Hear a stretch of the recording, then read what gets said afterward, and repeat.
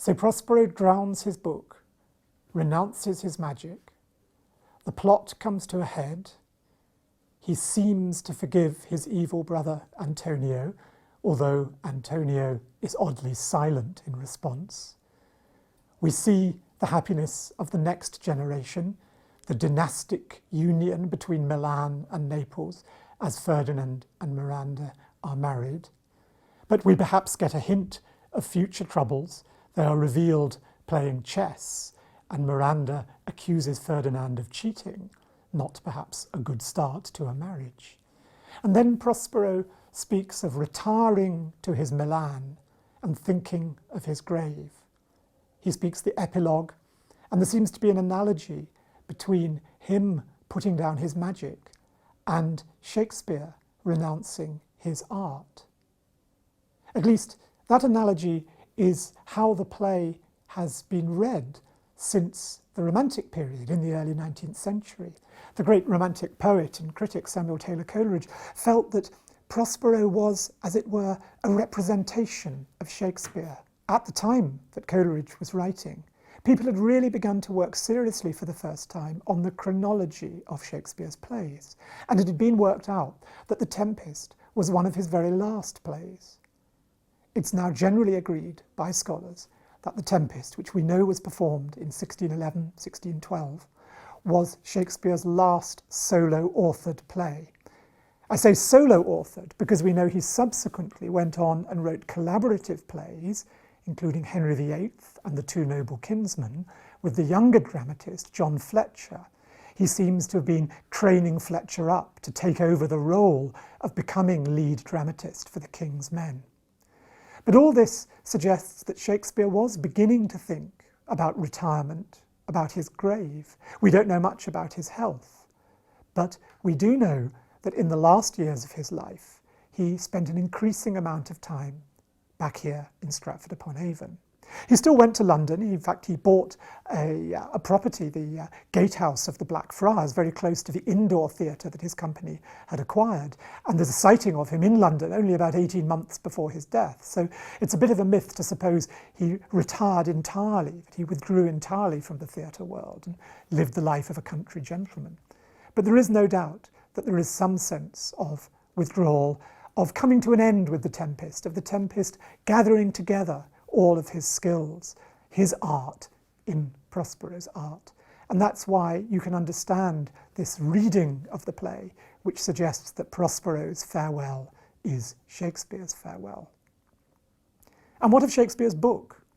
His book was not drowned like Prospero's. Rather, his books were saved by his acting company.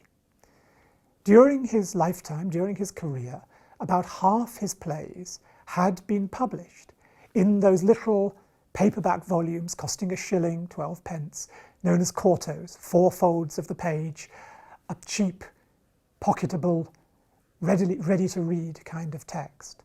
So that's a mark that Shakespeare and his acting company were happy to see the plays in print. But it was only about half of them. Then in the year of Shakespeare's death, 1616, his friend, perhaps rival, fellow dramatist, Ben Jonson, gathered his plays together in a folio, a big, hefty book, a little bit like such works as Holinshead's Chronicles and Plutarch's Lives, those big collections of classical works and historical works that we've seen are so important to Shakespeare in the act of writing. Jonson put together a collected volume of plays. A couple of years after that, an unauthorized publisher, a man called Pavia, seems to have started a process of putting together a collected Shakespeare, 8 or 9 plays through pagination, suggesting they were to be bound up together. But this wasn't authorized by the acting company. Hemmings and Condell and Burbage, Shakespeare's great friend, got an order preventing Pavia or anyone else from printing Shakespeare's plays. And it may well have been at this point that they thought, now's the time to start thinking about a collected works for ourselves. And so it was that they began gathering the texts that had been published, the manuscripts of those that hadn't, and putting together a volume that would eventually be published in the same folio format, a large page, double column, same folio format as Ben Jonson's works. And that was the book was Master William Shakespeare's tragedies, comedies, histories. 36 plays, authorised by his acting company. Burbage was dead by then, so it was Hemmings and Condell, perhaps with the help of Johnson, who oversaw the process of seeing the book into print. It comes with a dedication to the Earl of Pembroke, the acting company's patron, and his brother, the Earl of Montgomery, a prefatory essay by the actors speaking about Shakespeare's skill as a writer, speaking about the manuscripts that he handed to them. How anybody could believe that Shakespeare didn't write his plays, given this testimony, is hard to understand.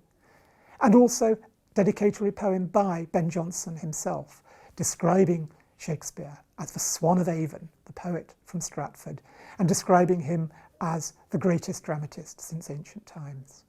It was that book, The Comedies, Histories and Tragedies of Master William Shakespeare, published according to the true and original copy, 1623, by a consortium of publishers led by Master Jaggard and Master Blunt.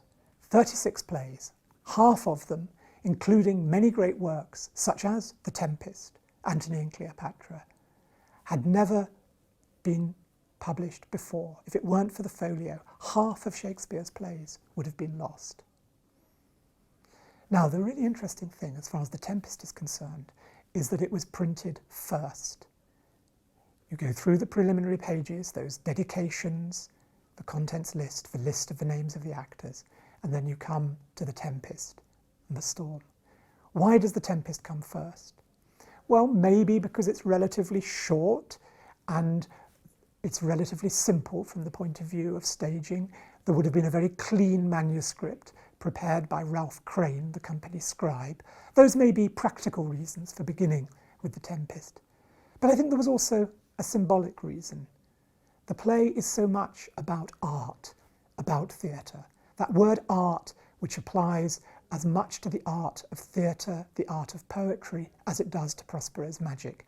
The word runs through the play.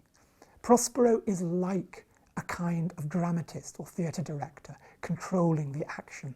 There is a sense in which Prospero is like Shakespeare.